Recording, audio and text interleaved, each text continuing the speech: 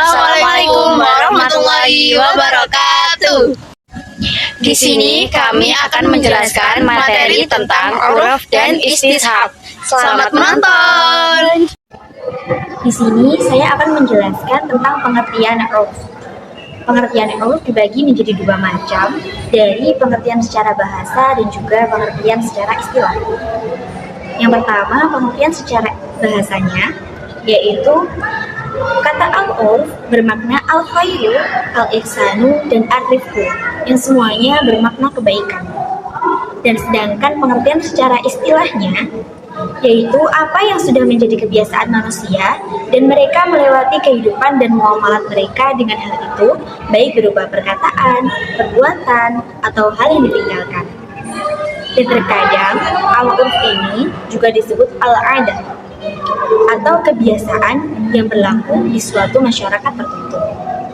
Ada juga definisi al-urf yang lain, misalnya apa-apa yang menempati jiwa dari segi logika dan diterima oleh tabiat yang sehat. Yang selanjutnya ada dasar hukum urf. Dasar hukum dari urf atau kebiasaan dan adat istiadat bervariasi bergantung pada sistem hukum yang berlaku di suatu wilayah atau negara. Dalam sistem hukum yang mengakui urf sebagai sumber hukum, dasarnya dapat termasuk prinsip-prinsip keadilan, kepatutan, dan kebiasaan yang hidup dalam masyarakat. Namun, penting untuk dicatat bahwa pengakuan urf sebagai dasar hukum dapat bervariasi. Dan beberapa sistem hukum mungkin lebih bergantung pada hukum tertulis daripada kebiasaan. Yang selanjutnya ada kedudukan urf. Kedudukan urf dibagi menjadi 3 macam. Yang pertama ada sumber hukum, yang kedua ada keharusan, dan yang ketiga ada penentu keadilan. Kita bahas dulu yang poin pertama, yaitu sumber hukum. Urf dianggap sebagai sumber hukum yang sah dalam Islam, terutama ketika hukum syariah tidak memberikan pedoman yang jelas tentang suatu masalah. Urf digunakan untuk mengisi celah hukum. Dan yang kedua, ada keharusan. Urf bisa digunakan sebagai dasar untuk menentukan keharusan atau ketidakharusan suatu tindakan atau transaksi. Misalnya, jika suatu praktik dianggap baik dan sah dalam urf, maka itu bisa dianggap sah dalam hukum Islam. Yang ketiga, ada penentu keadilan. Urf juga digunakan sebagai penentu keadilan dalam hukum Islam. Misalnya, dalam masalah pembagian warisan, urf dapat digunakan untuk memastikan bahwa pembagian tersebut adil sesuai dengan macam-macam urf. Dari segi objeknya ada 2. Al-urf al-lafzi adalah kebiasaan masyarakat dalam mempergunakan lafal atau ungkapan tertentu untuk menyebutkan sesuatu. Al-urf al-amali adalah kebiasaan masyarakat yang berkaitan dengan perbuatan umum atau muamalah keperdataan. Dari segi cakupannya ada 2. Al-urf al-am adalah urf yang berlaku pada suatu tempat, masa, dan keadaan dalam cakupan yang luas dan menyeluruh. Al-urf al-khas adalah urf yang berlaku pada suatu tempat, masa, dan keadaan tertentu saja.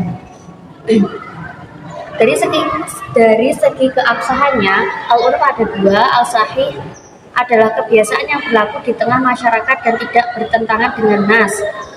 Dan kedua, al-urf al-fasid adalah kebiasaan yang bertentangan dengan dalil dan kaidah-kaidah dalam syara. Beberapa kaidah-kaidah yang berkaitan dengan uruf dalam hukum Islam antara lain, al-adl muhaqamah, keadilan merupakan landasan yang tetap. Hukum tidak boleh bertentangan dengan prinsip keadilan. La daror wala dirar, tidak menimbulkan bahaya dan tidak menanggung bahaya. Al-urfu muham, adat istiadat yang diakui dan sah menjadi landasan hukum. Al-maslahah musalah, kemaslahatan umum atau kepentingan masyarakat menjadi pertimbangan dalam membuat keputusan hukum. Al-urfu mustamir, adat istiadat yang bersifat tetap dan terus berlanjut memiliki kekuatan hukum. Al-aslu fi al-asya, al-baha, prinsip dasar dalam segala sesuatu adalah kebolehan kecuali ada dalil yang mengharamkannya. Tasyabuh bil kufar, meniru gaya hidup non-muslim yang tidak bertentangan dengan prinsip-prinsip Islam dan dapat diterima. Berikutnya adalah penjelasan dari istishab. Istishab secara bahasa selalu bersama, selalu membawanya, atau berpegang teguh pada suatu keadaan yang sudah pasti. Sedangkan menurut istilah, para ulama memberikan penjelasan terhadap istishab secara beragam. Salah satunya, istishab yaitu apa yang sudah tetap keberadaannya pada masa yang awal sehingga tetap berlaku pada masa yang mendatang sampai ada dalil yang akan merubahnya. Dasar hukum istishab dalam hukum Islam adalah prinsip yang ditemukan dalam Al-Quran dan hadis. Meskipun tidak ada ayat Al-Quran yang secara eksplisit menyebut istishab, konsep ini didasarkan pada prinsip umum hukum Islam dan metode penalaran hukum ijtihad yang diambil dari teks suci dan tradisi Nabi Muhammad. Namun, penting untuk diingat bahwa aplikasi istishab dalam hukum Islam dapat bervariasi di antara mazhab atau aliran hukum Islam yang berbeda, dan penggunaannya dapat disesuaikan dengan konteks dan penalaran hukum yang spesifik. Kedudukan istishab dibagi menjadi dua. Yang pertama, istishab sebagai pedoman dalam menentukan hukum Islam, menjadikan istishab sebagai pegangan dalam menentukan hukum suatu peristiwa yang belum ada hukumnya, baik dalam Al-Quran, Sunnah maupun ijma'. Yang kedua, menolak istishab sebagai pegangan dalam menetapkan hukum Islam. Sebagian ulama lainnya menolak istishab sebagai pegangan dalam menentukan hukum Islam. Ulama golongan kedua ini kebanyakan adalah ulama Hanafiyah. Yang berikutnya adalah macam-macam istishab. Yang pertama adalah istishab al-asl.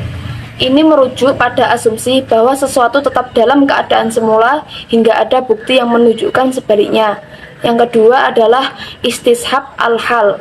Ini berhubungan dengan asumsi kelanjutan status sosial atau hukum seseorang. Yang ketiga adalah istishab at-tasfiyah. Ini berhubungan dengan asumsi bahwa sesuatu adalah bebas dari cacat atau haram sampai ada bukti yang mengindikasikan sebaliknya. Terdapat beberapa kaidah fikih yang bersinggungan dan berkaitan erat dengan istishab. Di antaranya, al-yaqinu la yuzalu bisyak. Keyakinan tidak berubah karena syak atau keraguan. Al-aslu baqa'u makanu ala makan. Pada dasarnya, yang berlaku adalah hukum yang awal. Yang ketiga, in kullu syai'in lam yakun ad-dalilul mu'in ala hukmi fahuwa alal ibahatil asliyah. Semua hal yang tidak ada dalilnya, maka hukum dasarnya adalah mubah. Sekian penjelasan dari kelompok kami. Apabila ada kurang lebihnya, mohon dimaafkan. Wassalamualaikum warahmatullahi wabarakatuh.